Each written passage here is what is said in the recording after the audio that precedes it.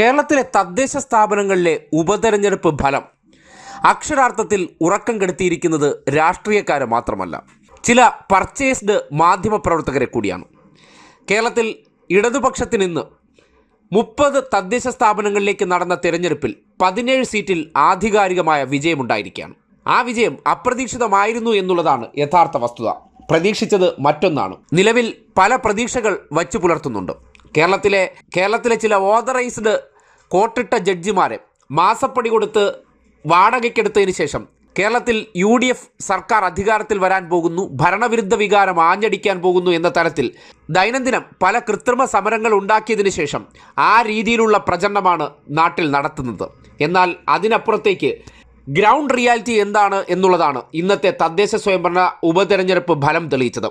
30-ൽ 17 seat ഇടതുപക്ഷം തേടുമ്പോൾ നേരത്തെ 16 സീറ്റാണ് ഇടതുപക്ഷത്തിന് തെരഞ്ഞെടുപ്പിന് മുന്നോടിയായിട്ടുണ്ടായിരുന്നത്. അത് 1 സീറ്റ് കൂടി അധികം നേടി നില മെച്ചപ്പെടുത്തി. 5 സീറ്റുകൾ സിറ്റിംഗ് വാർഡ് നഷ്ടപ്പെട്ടെങ്കിലും UDFിൽ നിന്ന് 5 സിറ്റിംഗ് വാർഡ് പിടിച്ചെടുത്തുകൊണ്ട് ആ കോട്ടത്തെ മറികടക്കാനായി എന്നുള്ളതും പ്രത്യേകതയാണ്. എന്നിരുന്നാലും ആ തിരിച്ചടി ഒട്ടും വില കുറച്ച് കാണുന്നില്ലെന്നും നേതാക്കൾ പറയുന്നു. പ്രത്യേകിച്ച് തലസ്ഥാനത്ത് തിരുവനന്തപുരം ജില്ലയിൽ നടന്ന 4 ഉപതെരഞ്ഞെടുപ്പുകളിൽ ഇടതുപക്ഷത്തിന് 2 സീറ്റും UDFിന് 2 സീറ്റുമായിരുന്നു. പക്ഷേ ഫലം വന്നപ്പോൾ ഇടതുപക്ഷത്തിന് 2 സീറ്റ് നിലനിർത്താനായി UDFിന് 1 സീറ്റായിട്ട് കുറഞ്ഞു. അതിൽ തലസ്ഥാനത്ത് ഏറ്റവും കൂടുതൽ പ്രചണ്ഡ പ്രചരണം കണ്ട ശ്രീവരാഹം വാർഡ് BJP എന്ത് വില കൊടുത്തും പിടിച്ചേ മതിയാകൂ എന്ന തരത്തിൽ സംസ്ഥാനത്തെ മുഴുവൻ സംവിധാനങ്ങളും ഉപയോഗപ്പെടുത്തി നടന്ന ഉപതെരഞ്ഞെടുപ്പ്. പക്ഷേ എല്ലാത്തരം പ്രതിസന്ധികളെയും അതിജീവിച്ചുകൊണ്ട് ഇടതുപക്ഷം സീറ്റ് നിലനിർത്തി. 2 ഇടതപരന്മാർ 54 വോട്ട് പിടിച്ചതുകൊണ്ട് ഭൂരിപക്ഷം കുറഞ്ഞെങ്കിലും വളരെ ശക്തമായ മത്സരത്തിൽ തിരുവനന്തപുരം നഗരസഭ സീറ്റ് നിലനിർത്തിയത് വൻ തിരിച്ചടിയായി മാറിയിട്ടുണ്ട്. അതേസമയം പാങ്ങോട് പഞ്ചായത്തിൽ കോൺഗ്രസിൻ്റെ സിറ്റിംഗ് സീറ്റ് SDPI പിടിച്ചു എന്നുള്ളത് വലിയ വാർത്തയാകാതെ പോയതും നമ്മൾ ശ്രദ്ധിക്കേണ്ടതാണ്. അതിനെ സംബന്ധിച്ച് തിരുവനന്തപുരം ജില്ലാ സെക്രട്ടറി ആയിട്ടുള്ള V. ജോയ് പറഞ്ഞ ചില കാര്യങ്ങൾ കേൾക്കേണ്ടതുണ്ട്. ഇന്ന് തെരഞ്ഞെടുപ്പ് ഫലം വന്നപ്പോൾ LDFന് 2 സീറ്റ് നിലനിർത്താനായി.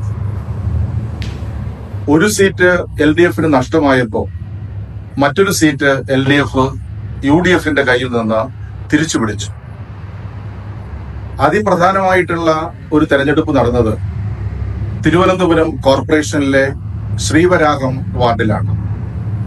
ശ്രീവരാഹം വാർഡിൽ നേരത്തെ LDFിന്റെ സ്ഥാനാർത്ഥി വിജയിച്ചിരുന്നു.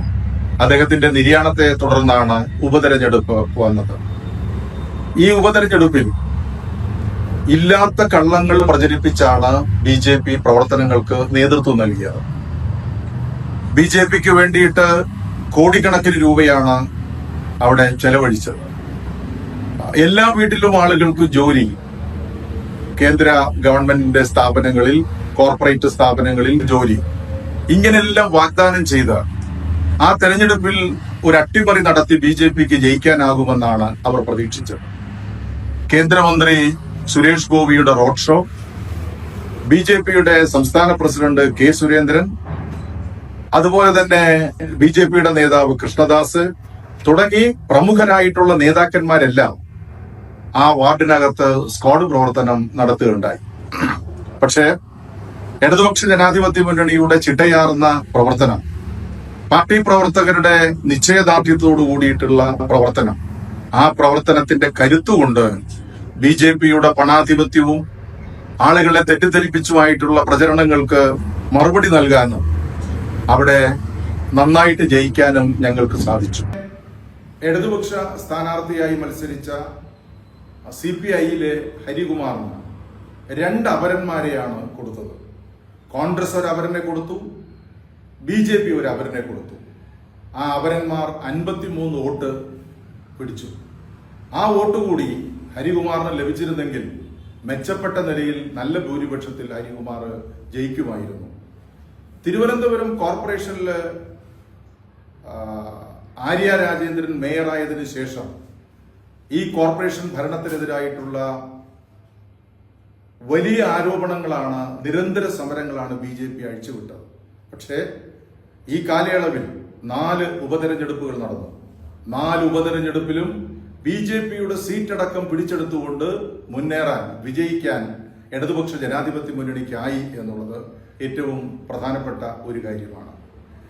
ഇവിടെ ഈ 4 ഉപതെരഞ്ഞെടുപ്പുകളിൽ പാങ്ങോട് പഞ്ചായത്തിൽ നടന്ന ഉപതെരഞ്ഞെടുപ്പിൽ SDPI വിജയിച്ചു. എങ്ങനെയാണ് SDPI വിജയിച്ചത് എന്നതിനെ സംബന്ധിച്ച് നാട്ടിലുള്ള ആളുകൾ മനസ്സിലാക്കണം.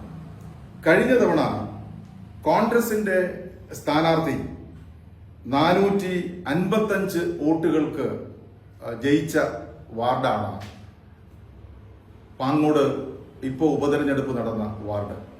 ആ കോൺഗ്രസ് SDPI ജയിപ്പിക്കുന്നതിന് വേണ്ടിയിട്ട് വോട്ട് ചെയ്തു.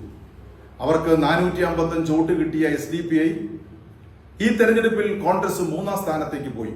148 വോട്ടാണ് കോൺഗ്രസിന് ലഭിച്ചത്. എന്ന് പറഞ്ഞാൽ 307 വോട്ട് SDPIക്ക് മറിച്ചു നൽകി എന്നുള്ളത് നമ്മൾ ഈ പ്രാവശ്യം മനസ്സിലാക്കേണ്ടുന്ന ഒരു കാര്യമാണ്. BJPക്ക് 125 വോട്ടുണ്ടായിരുന്നു, അത് വെറും 39 വോട്ടായിട്ട് കുറഞ്ഞു.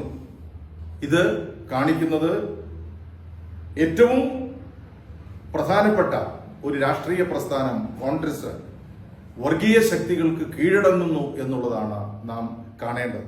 പ്രചണ്ഡ പ്രചരണങ്ങൾ സർക്കാരിനെതിരെ മാധ്യമങ്ങൾ ഒന്നടങ്കം നടത്തിയിട്ടും തദ്ദേശ ഉപതെരഞ്ഞെടുപ്പിൽ ഇടതുപക്ഷം നേടിയ വിജയം മാധ്യമങ്ങളെ കൂടി ഞെട്ടിച്ചിട്ടുണ്ട്.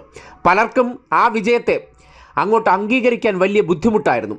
ഇടതുപക്ഷത്തിന് മേൽക്കൈ, ഇടതുപക്ഷത്തിന് മുൻതൂക്കം, ഇടതുപക്ഷത്തിന് നേരിയ വിജയം എന്ന തരത്തിലൊക്കെ ലഘൂകരിക്കാൻ പരിശ്രമിക്കുന്നുണ്ടെങ്കിലും ഇടത് തരംഗം നേരത്തെ നേടിയതിനേക്കാൾ 1 സീറ്റ് അധികം നേടിയിട്ടുണ്ടെങ്കിൽ ഇത്രയും ഭരണവിരുദ്ധ വികാരമുണ്ടെന്ന് പ്രചരിപ്പിച്ചവർക്ക് ജനങ്ങളിൽ നിന്നേറ്റ കനത്ത തിരിച്ചടിയാണിത്. അതിനെ മറയ്ക്കാൻ വേണ്ടി വിജയത്തെ ലളിതവൽക്കരിക്കുകയാണ്. പക്ഷേ യാഥാർത്ഥ്യം മറ്റൊന്നു തന്നെയാണ്.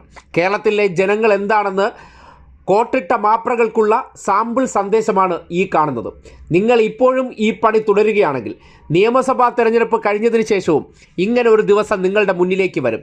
നിങ്ങൾ അഴിച്ചുവിട്ട ഈ വ്യാജ പ്രചരണങ്ങൾ, അല്ലെങ്കിൽ അഴിച്ചുവിടാൻ വേണ്ടി നിങ്ങൾ പലതരത്തിൽ UDFും BJPയും ചേർന്നുണ്ടാക്കുന്ന പല കള്ളക്കഥകളെയും ആധികാരികമെന്നുള്ള രീതിയിൽ ജനങ്ങളുടെ മുന്നിൽ അവതരിപ്പിക്കുമ്പോൾ അതിനെ ജനങ്ങൾക്കിടയിൽ നിന്ന് നേരിട്ടുകൊണ്ട് അവരെ ബോധ്യപ്പെടുത്തി തിരുത്തിയതിന് ശേഷം നിയമസഭയിൽ 3.0 അധികാരത്തിൽ വരികയാണെങ്കിൽ അതിൽ ഏറ്റവും കൂടുതൽ UDFിനെ അധികാരത്തിലെത്തിക്കാൻ പിന്തുണയ്ക്കുന്നവരോട് ഒരു തരത്തിലും സമരസമില്ലാത്ത പോരാട്ടം ഇടത് ക്യാമ്പുകൾ എടുക്കുമെന്നുള്ള കാര്യത്തിൽ സംശയമില്ല. അന്ന് വിജയിച്ച് വരുന്ന ആ ദിനമുണ്ടാകുമെങ്കിൽ നിങ്ങൾ നടത്തുന്ന വ്യാജ പ്രചരണങ്ങൾക്കെല്ലാം ഒരുമിച്ച് തിരിച്ചൊരു സമ്മാനം അങ്ങോട്ട് തരും.